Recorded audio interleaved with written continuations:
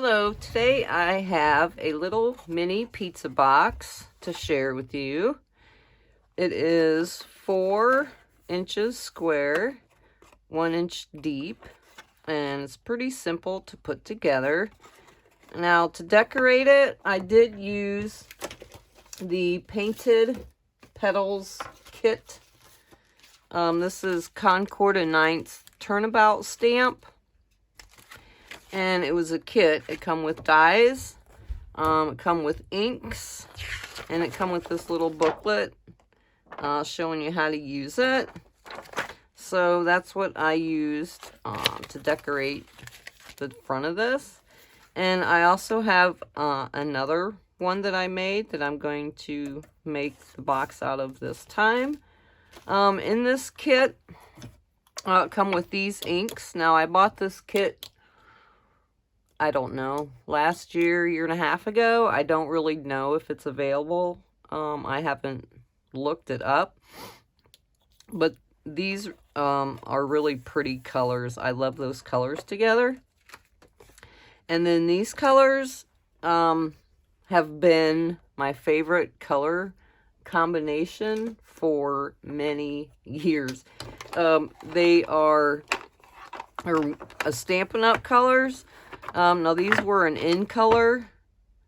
Don't know what year they were from. It's been a while ago. They have been my favorite color combination. Now this one, since it's only a 4, use 4 colors. It doesn't have the mint macaron on it. But I love that. I have used these colors for years. Love it. I do like these, though, as well. These colors really are pretty together. Now, that's not Concord & 9th's cardstock. This is mine. I think that's Pool Party that I used. But for this one, I am using Coastal Cabana, which is the ink that matches that. And I will be using the stamps from that kit, Concord & 9th's.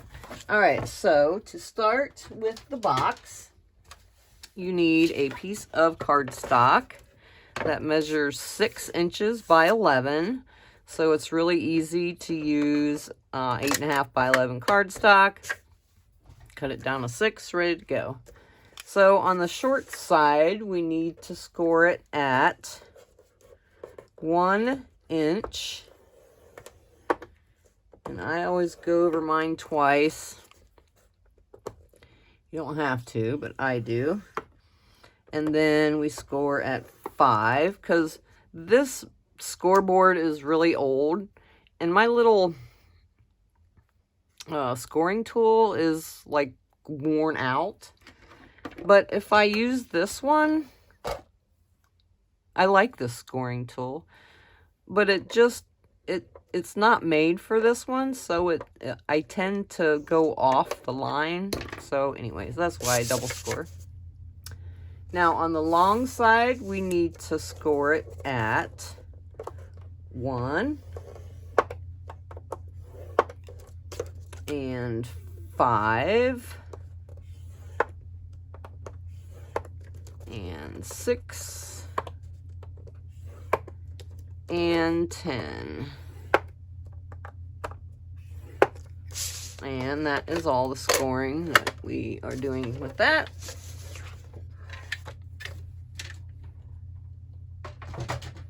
So now we can take our cardstock and reinforce. Let me see which way I want to have this one. Reinforce all of your score lines. Just like when I make a card, I like to have the lump part to the inside. So that's what I was looking at.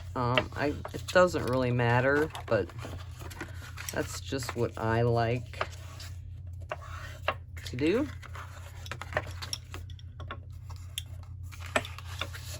I put this grit mat down on my work surface here, but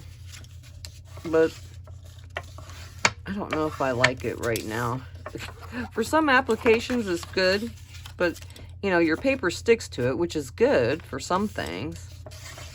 I don't really know if I like that or not. But anyways. All right, so we need to cut these, both of these on each side. Now, since we have this lump here, what I do is cut straight down, and then I take, and I'm gonna use my bigger scissors. These are way too big, but I need a new pair of craft scissors. And then take it at an angle to cut that little lumpy part off. You don't need a huge bit of it off. It just helps when you close the box, or when you adhere these tabs to the inside, that little bulky ridge doesn't get in the way. So just like that. And same on the other side. So cut straight on the outside of your score line ridge there, and come in at an angle, outside, and an angle, just like that. Now for the ends, you want to cut both of these same way. Now on this one, I'm going to cut the straight edge to the inside. So straight up and angle. Like that. Straight and then angle. Kind of the opposite of what we did on the middle pieces.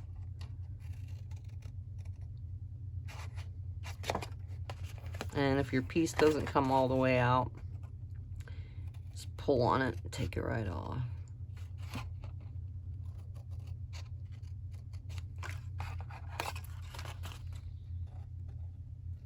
Those turnabout stamps, I love. I have done a video demonstrating it. I think it's this one. I have like 4 different ones. Love those stamps.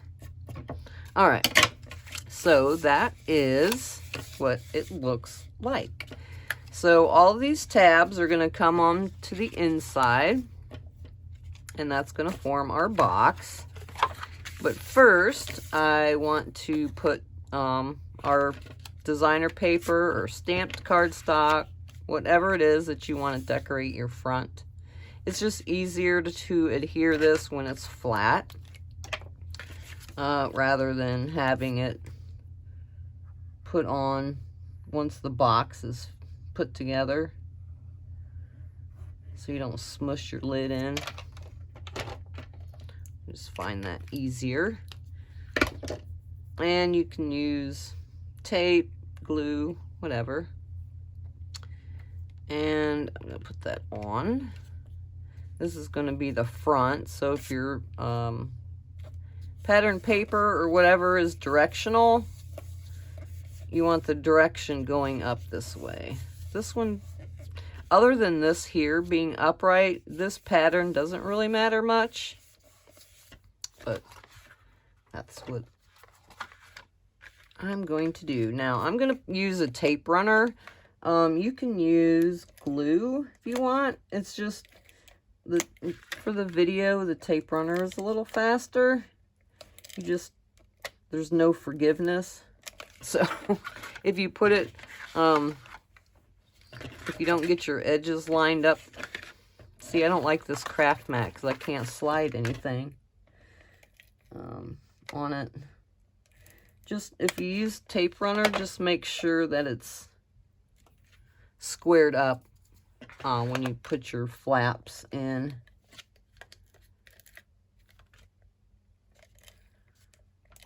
This tape here is super sticky. I don't even think this was from Stampin' Up. I don't think that they make it anymore. They changed their adhesive. since I have last bought it, because this tape runner just, it slides off to the edge.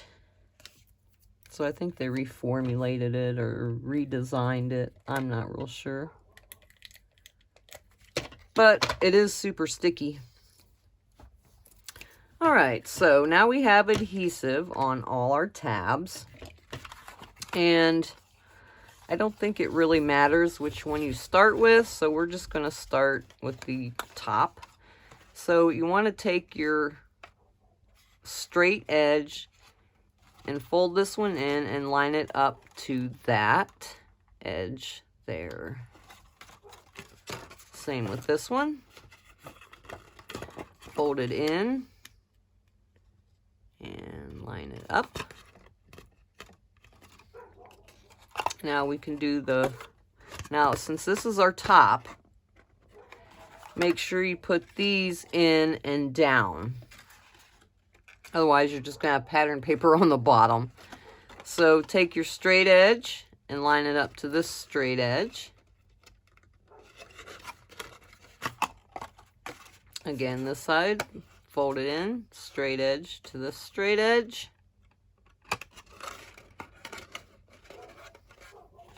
And then these two go in. Line up your straight edges. And last one. And there is your little box. Now, on this one, I did put a little notch in so you can get a hold of it a little better. Now, you can do this before or after, depending on how big of a notch you want.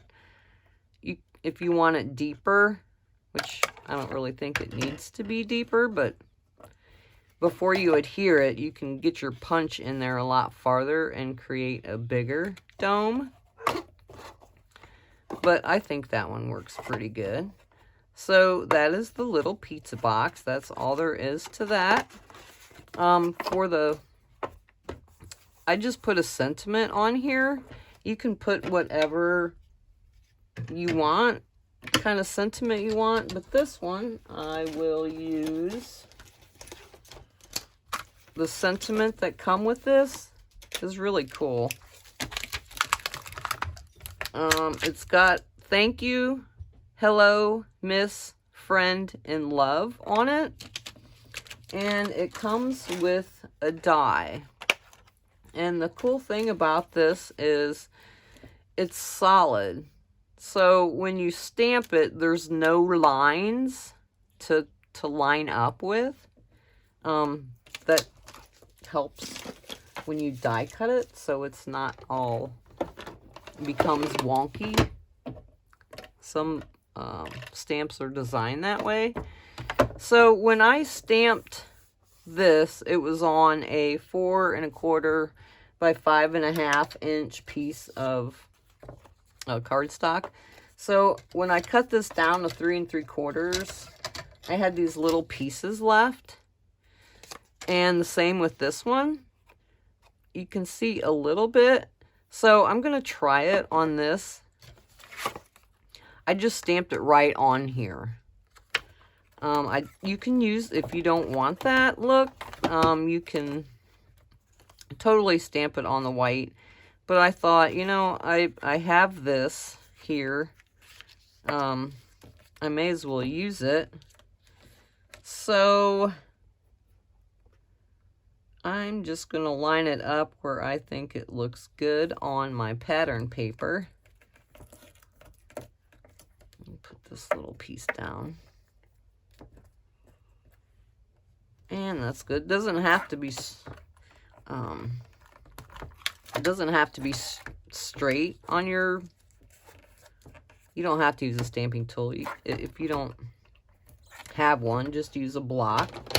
And I'm going to use the strawberry slush color.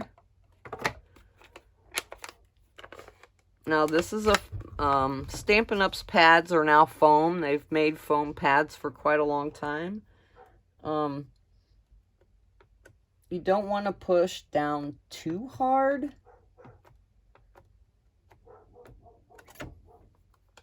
Because you'll get ink where you don't want it. It's still a little learning curve for me. I prefer the felt pads, but I guess there's no going back. That might be too much ink. Yes, that's too much ink. And I'll show you what I mean by getting ink where you don't want it. See, it totally filled in the letters. See, all of the letters are filled in. So, I don't think I made that. No, didn't make it big enough. So now I'm going to have to use a piece of white. And I need my rag because there's ink down in those letters. And I'm going to try to stamp it a little lighter handed. Let me grab a piece of white.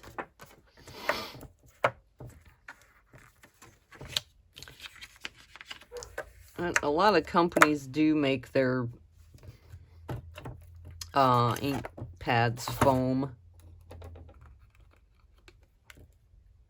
Of course, I have re-inked this. Which could be the problem. I can't get ink in that center part. Let's see if that does the trick. Might have to stamp it again.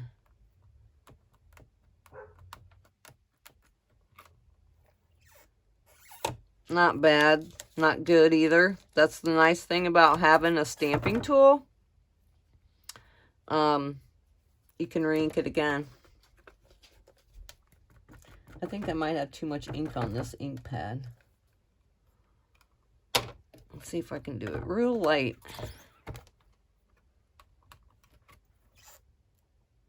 That looks pretty good. It's still really wet, so I am going to take... Years ago when I haven't bought any stamp pads for a really long time, but years ago when they first come out with these foam pads, it sounds bad, but I would take like a big folded up thing of paper towel and I would actually soak up ink out of the ink pad because it was just too wet. I might have to do that with that one, but it's really wet, so I'm just going to dry it so I can die cut it so I don't get ink all in on my plates.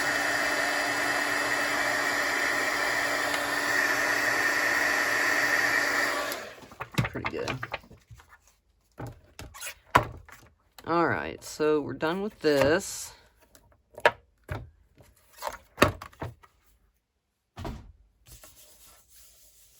Still a little damp. All right, so I'm just going to use my Sidekick and my little green plates. And I need to trim this down because it's too wide to fit in my Sidekick. I just didn't feel like getting my big machine out, bringing it over here, so I'm just using this. All right, so here's the die for that. So like I said, since there's no white lines in here for you to line up, it makes it really nice. You can just eyeball that and it die cuts it just great. I'm gonna put a little piece of tape. This is mint.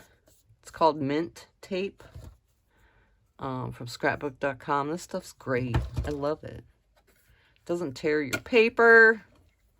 Hold your die in there. And since this is a tiny little die, I can use my Sidekick. All right, so let's get that going. And your plates will crink and crack and make noise. All right. My machine's falling over. And those all come out just fine. See how great those die cut? Love that set. I did miss a little bit. All right, so I put that over there so I don't lose it. I like the Love You Friend. I like that. Love You Friend. This one let's just put Miss You Friend. Miss You Friend. Something different on there than the other one. And they're the matte. I can't. If I was doing something like a stencil or something, this would work great. But look, I mean, I can't. That's better. Even though it glares on the camera. Alright, so I am going to use a little glue pen. Because I don't want a whole lot on there. I don't want it oozing out. So, just take my little bit of glue. I've used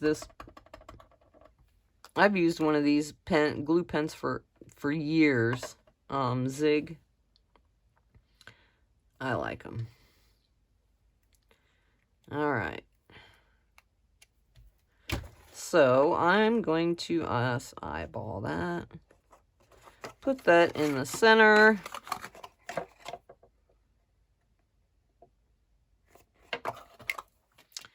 And the miss.